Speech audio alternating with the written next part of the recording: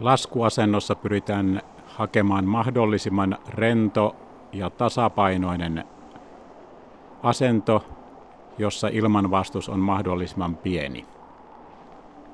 Suksen päällä seistään koko painolla, vartalon paino koko jalalle jakautuneena.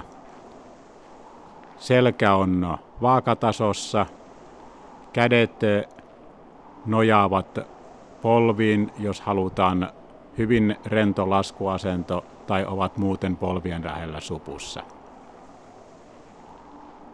Matalassa laskuasennossa polvikulma on suuri.